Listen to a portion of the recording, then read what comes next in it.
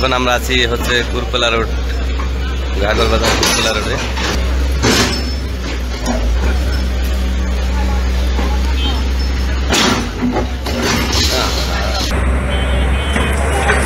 আমাদের বাঁচার কোনো উপায় নাই, আমরা এখন কি করে খাবো? এই যে সমস্ত বেকার হয়ে যাবে, তারা তো সন্ত্রাসী করবে, গাঁজা খাবে, মদ খাবে, এই খাবে, আবার সরকার ধরবে। ঠিক আছে, কি আমরা ব্যবসা করিও বাঁচতে পারবো না, আমরা কি করে কি খাবো? না গাড়িও বৈধ, গাড়ি তেল করে ওভারলোড করলে এটা মামলা দিচ্ছে। আমি ডিস্ট্রিক্ট গাড়ির ড্রাইভার ছিলাম, ওভারলোড করলে মামলা দিচ্ছে। এই বয়সে গাড়ি চালানো বাদ দিচ্ছি।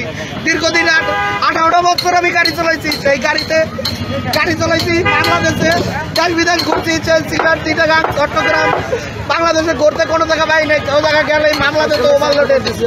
এরপরে একটা নজিমন গাড়ি চালাইছি, সেই গাড়িটা বারবার কি করছে জানেন, বলে এটা অবৈধ গাড়ি। আমি বৈধতার জন্য এই ফুটপাতে দোকানদারি হচ্ছে, যে বৈধতা ভাবে খাবো, অবৈধ কোনো কাজ করবো না, হালাল ভাবে চলবো। সেই হালাল ভাবের পথ আজ এই অবস্থা করে দিল। আমাকে কেউ নাই, আমাকে উপরে আল্লাহ আছে, আল্লাহ ছাড়া আমাকে কেউ নাই। এটা আপনাকে ধরে কয়ে দিলাম। আমার 3টে মাঝে 3টা মাঝে কলেজে পড়ে, একটা ছেলে মাদ্রাসা পড়ে, সামান্য একটু বাঙালি দোকানদারি করি, এই টাকা দিয়ে মনে করি সংসার চালাই।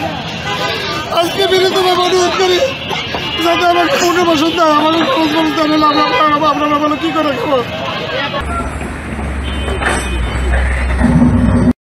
আগের মধ্যে 1 বছর পূর্ণ হয় নাই, সেই আগুন এসে পুড়ে গেছে।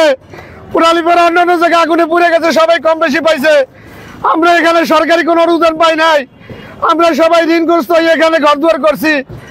আমরা কত প্রকারে ক্ষতি হয়েছি একমাত্র সাংবাদিকের কাছে এবং গোয়েন্দা লোকের কাছে জিজ্ঞেস করলে পাবেন।